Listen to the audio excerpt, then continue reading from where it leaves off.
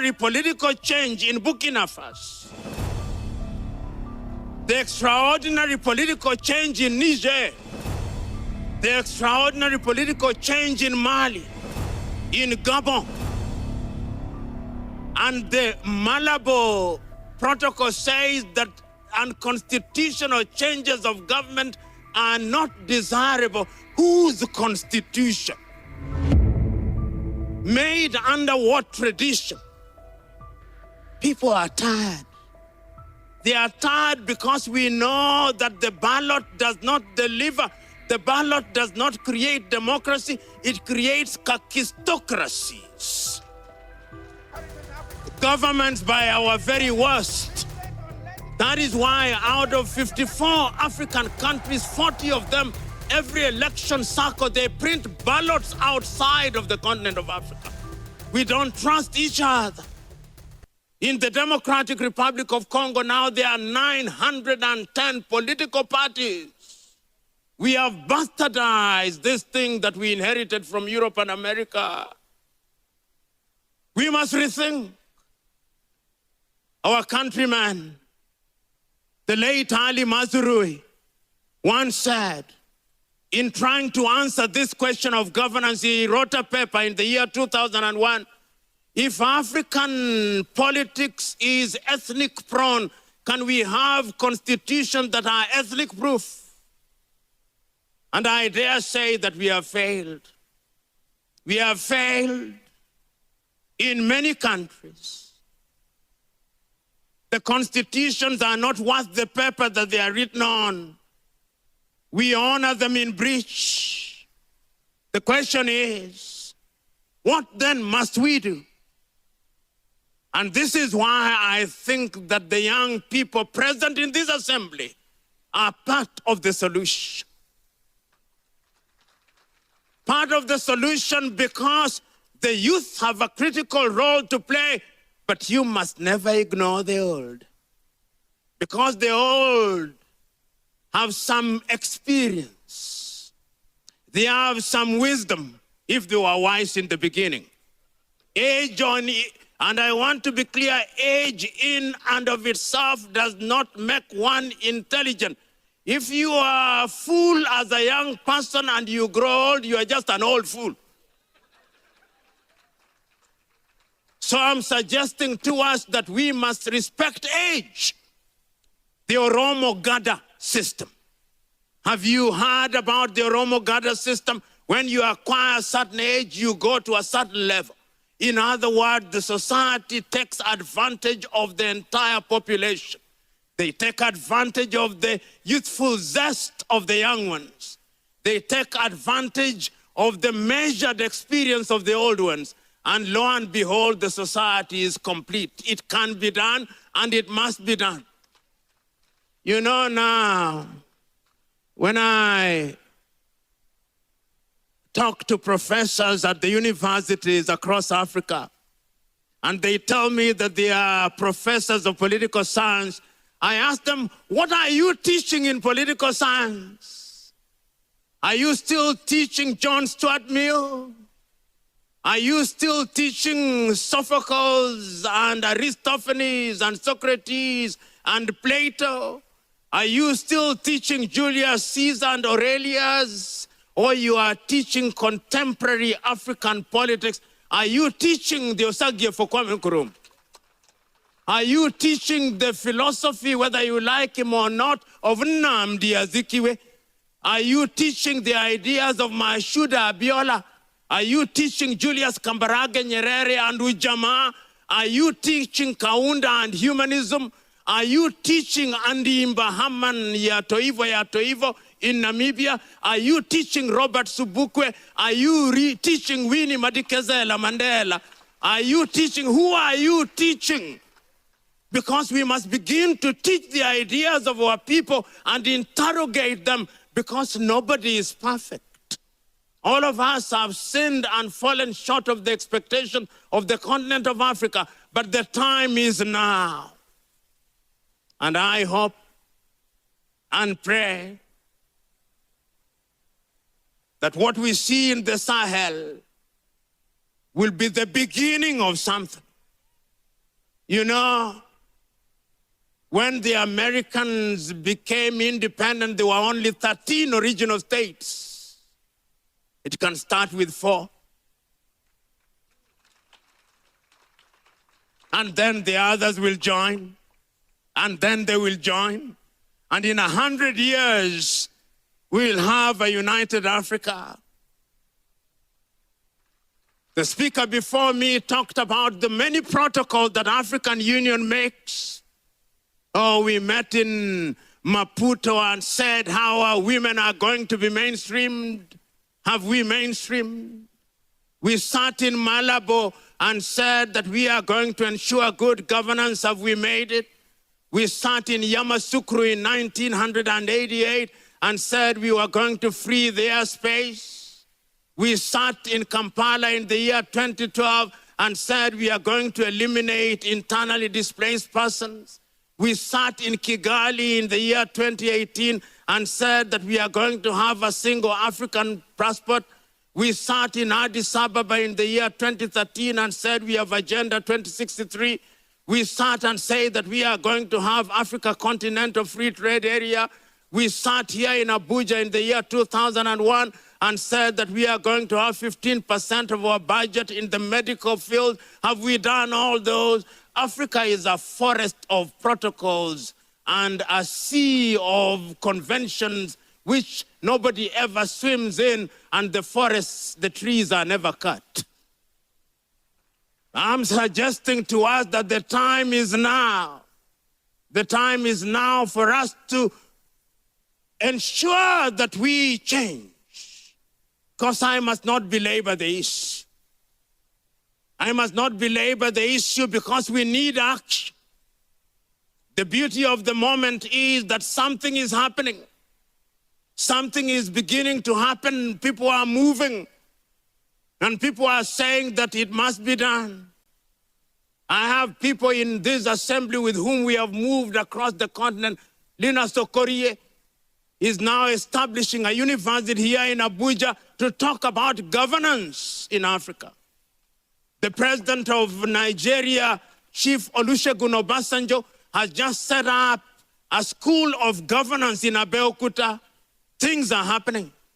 My good friend Arikana Chihombori Kwao, in 2018, we were 200 of us in Ghana talking about African unity. In 218, we were with President Chakwera in Malawi. On the 29th day, we are in Somaliland in Hargeisa. In October, we are in Ouagadougou. And then we are in Liberia. We are moving. People are moving across the continent. And the reason why that is happening is because we now know what is Nigeria without Africa. Nigeria, Lord Lugard, in the year 1914, put North and South together. It can't be made without Lord Lugard's agenda. It can't be done. I want Nigeria to be the leader.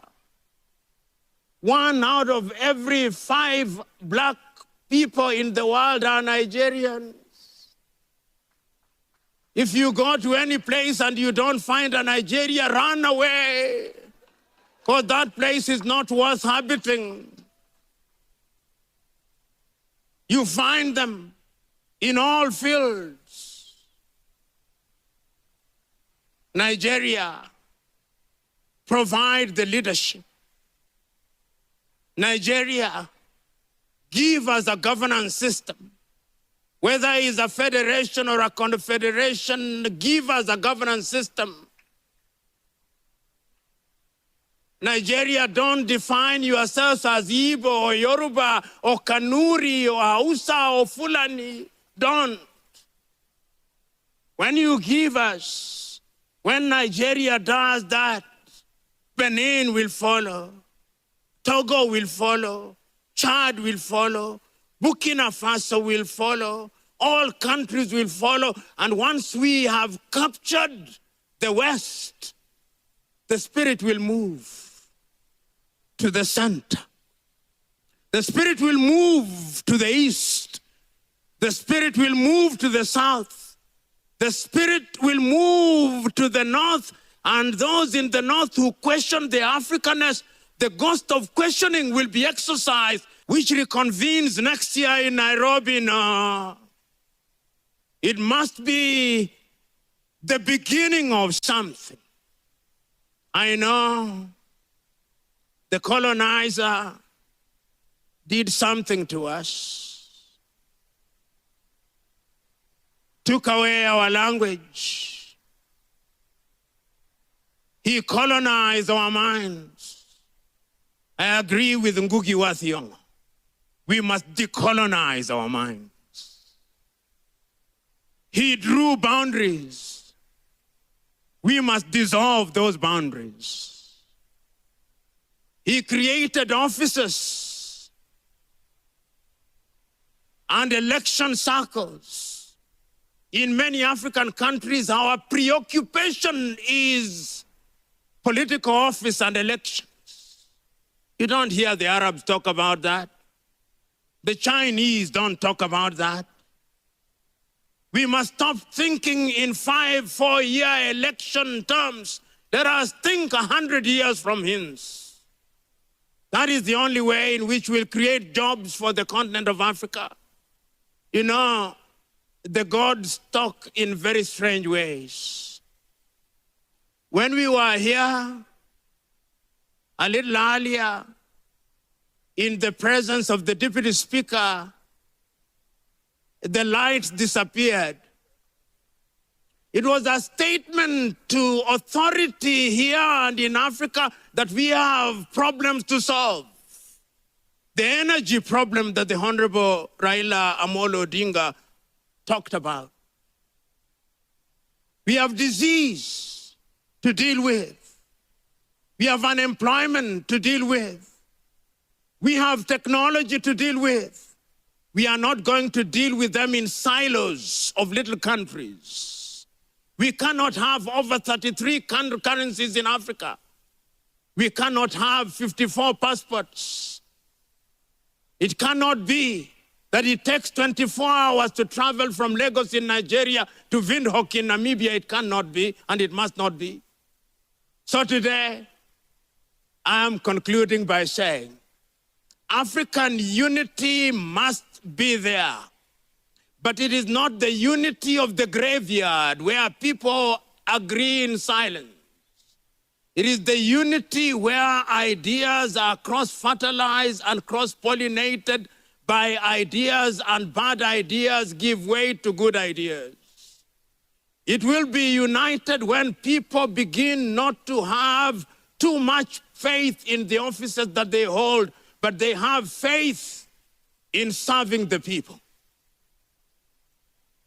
I do not know how many of you here have heard of this great African with whom I want to end my speech, James Eman Kwejiragre.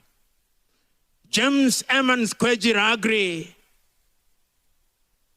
was a Ghanaian. He was the teacher of the Osagie for Kwame Nkrumah.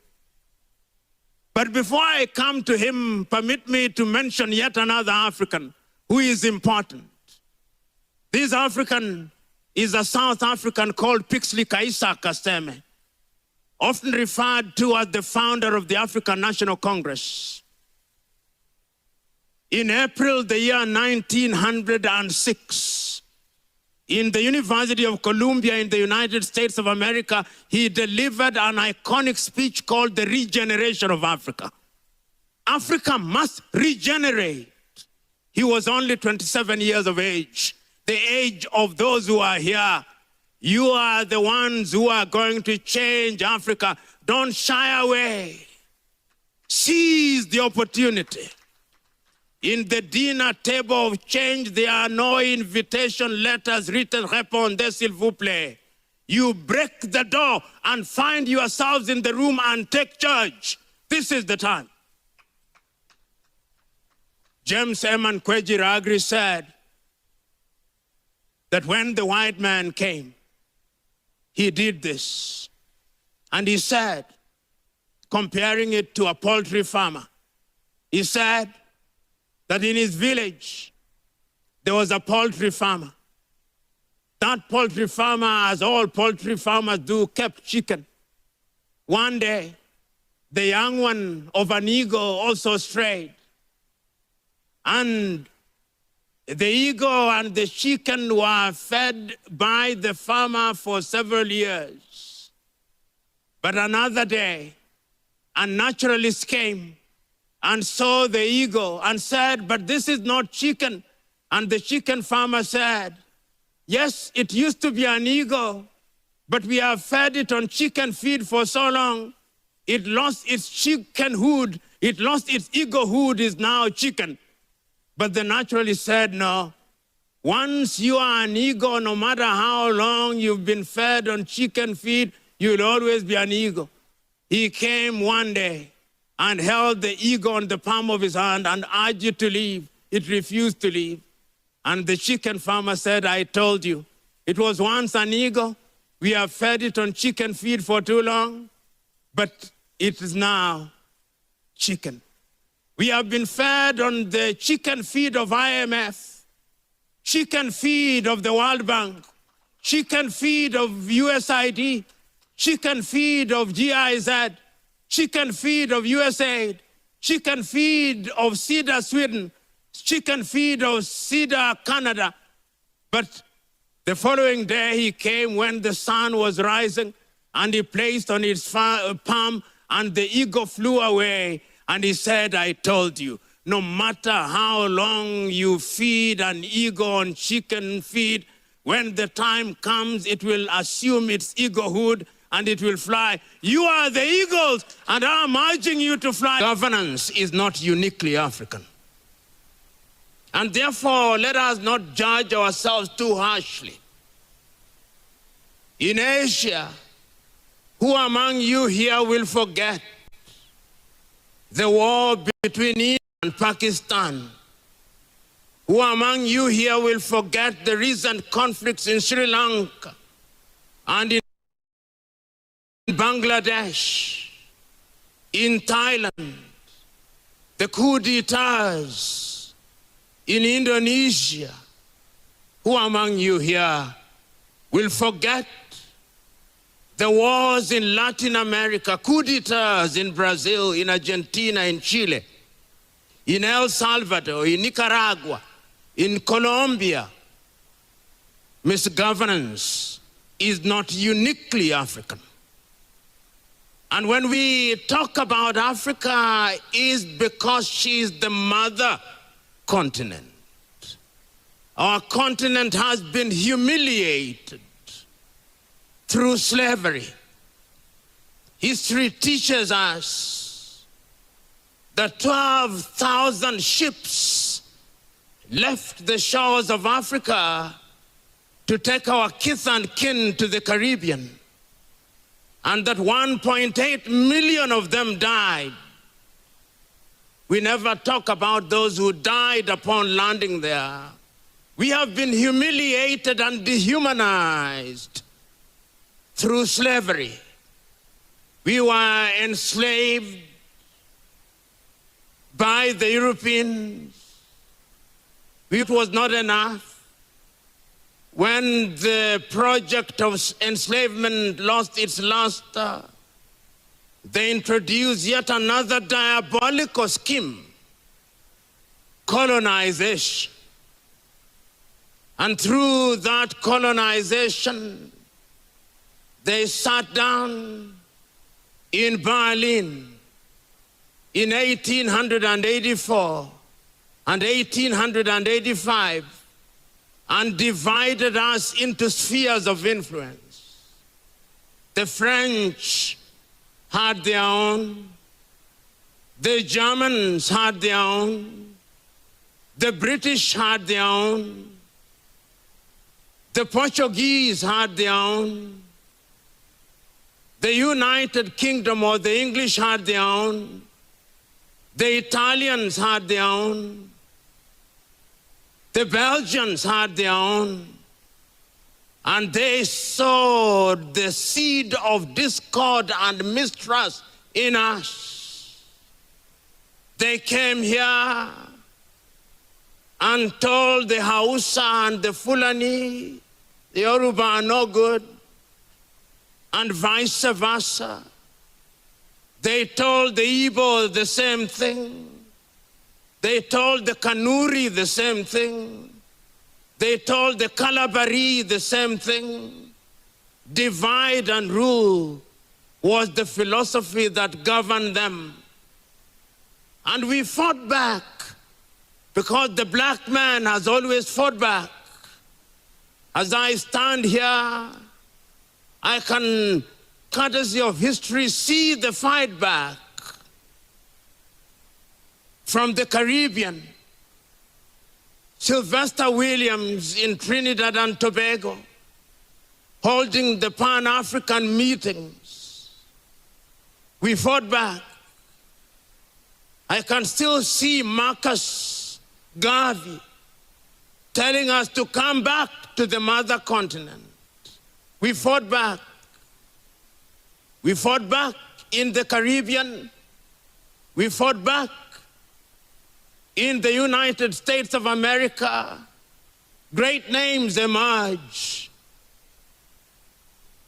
John Henry Clark, W.E.B. Du Bois, Martin Luther King Jr., Malcolm X, Carter G. Woodson.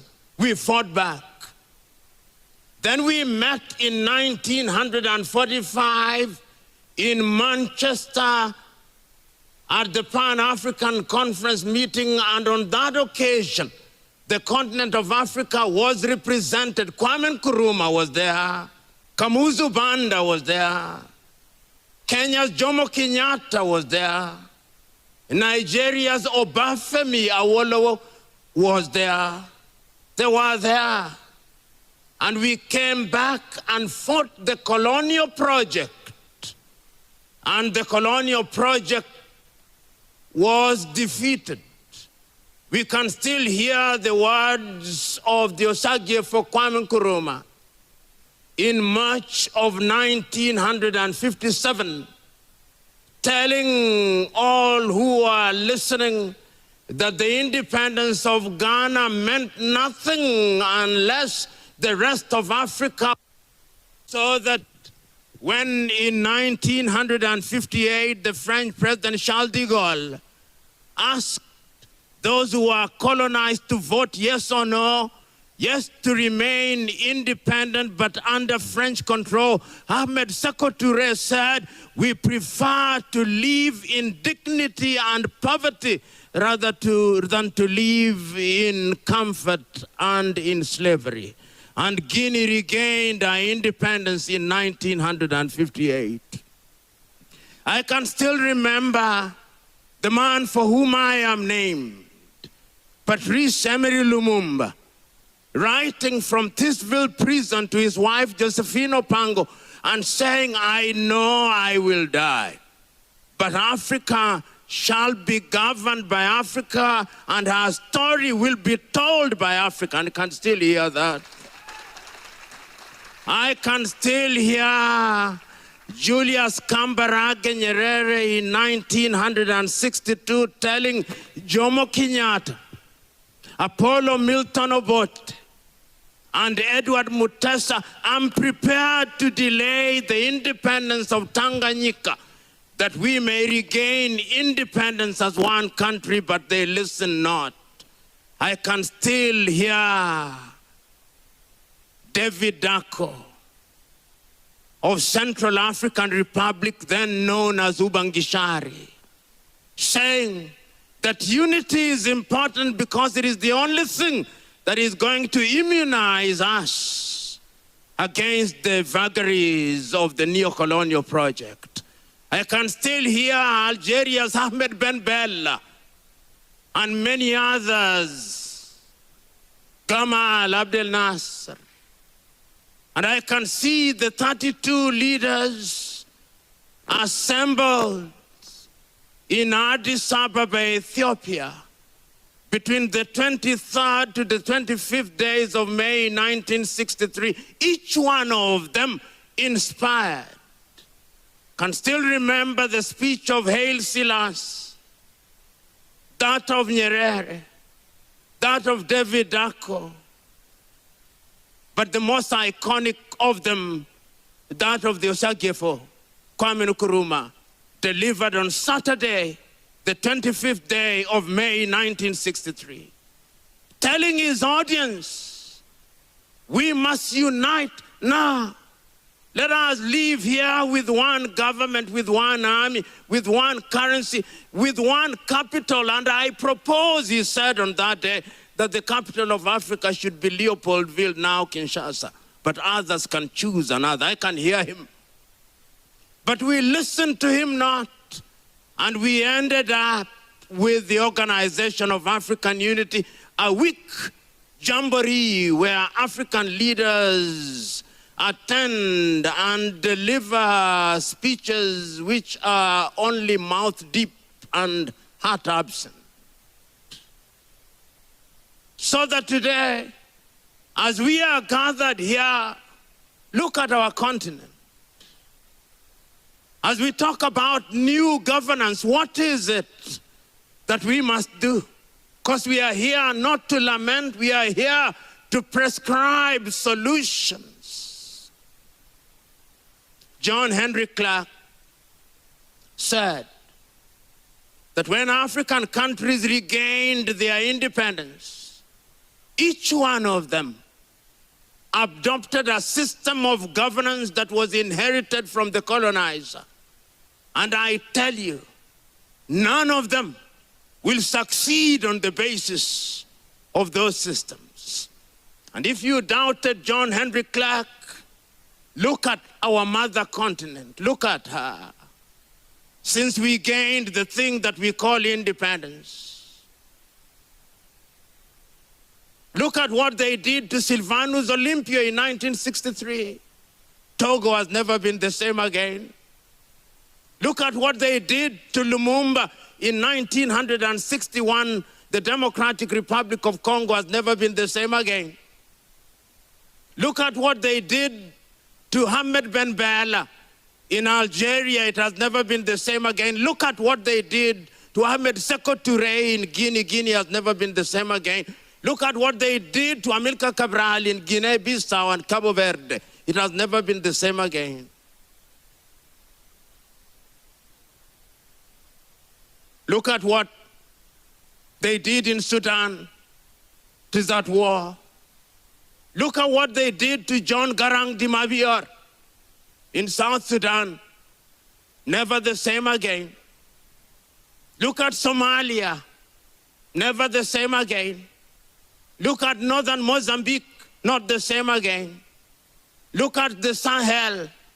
What they did to Thomas Isidore Noel Sankara. Not the same again. That is the continent. That is why we are gathered here to ask ourselves the fundamental question. What systems of governance can we adopt in order to realize our potential?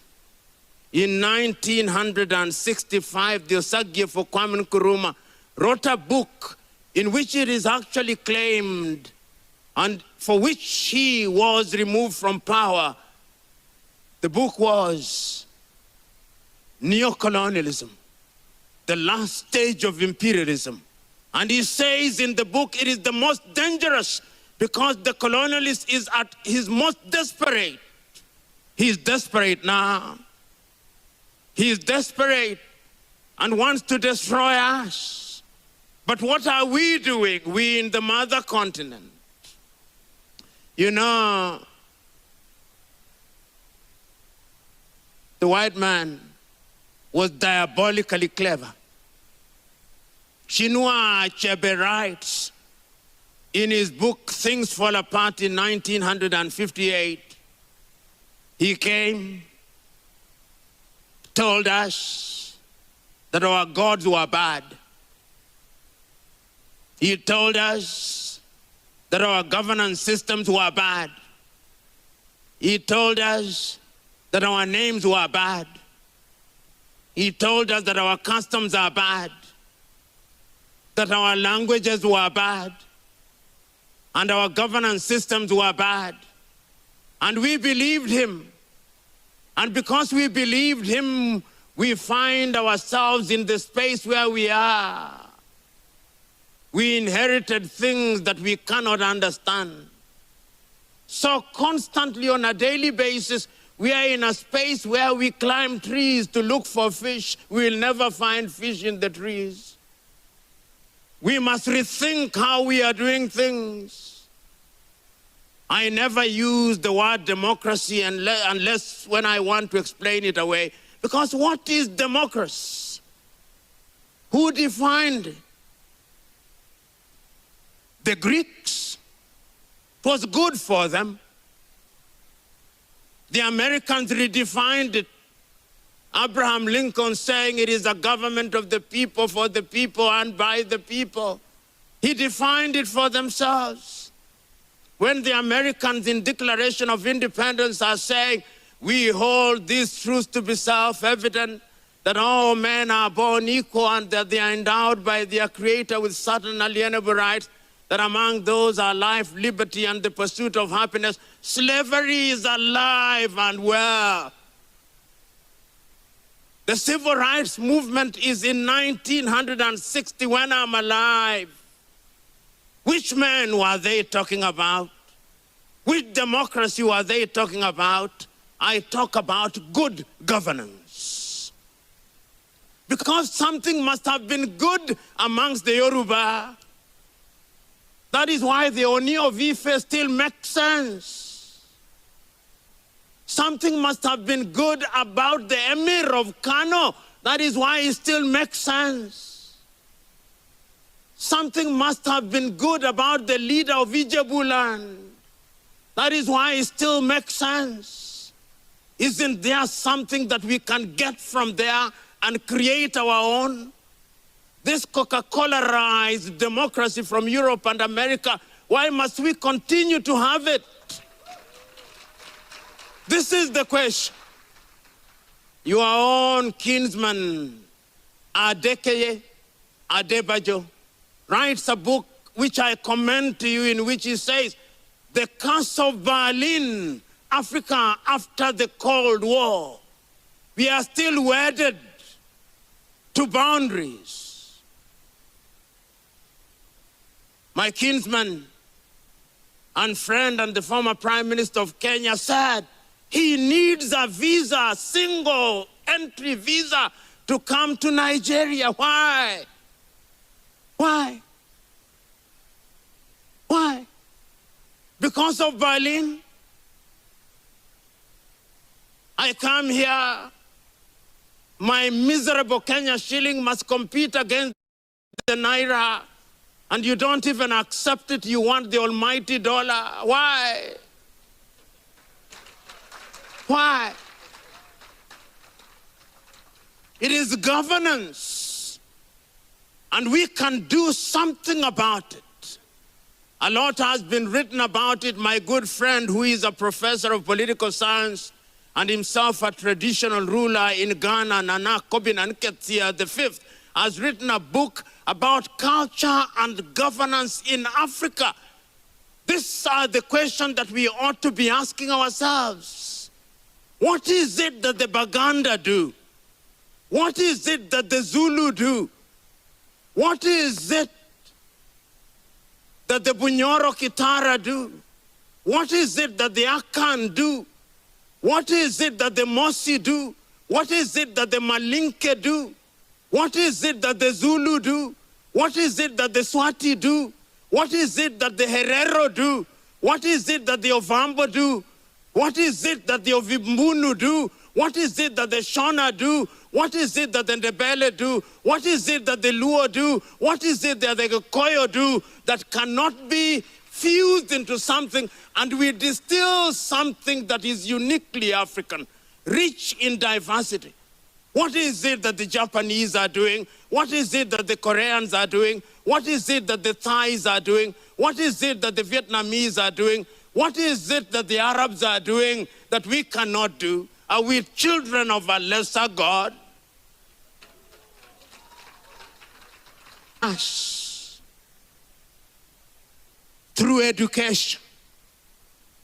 Samora Moises Machel at one time said that one day he listened to some Africans arguing, and they were saying, we are better off because we were colonized by the British. And another said, we were better off because we were colonized by the French or in Europe. And Samora said, it is like slaves sitting down and saying that one slave master is better than the other. And he said, what does it matter when the slave... And I'm suggesting to us that the time is now for us to rethink how we govern ourselves, and it can be done, and it must be done. Because if it is not done, we are done. You know, many ideas have been floated in Africa, and I am of the view that something is happening. You know, when I see young men across the conference and across the continent of Africa saluting the extraordinary political change, you can see I was not using the word coup d'etat.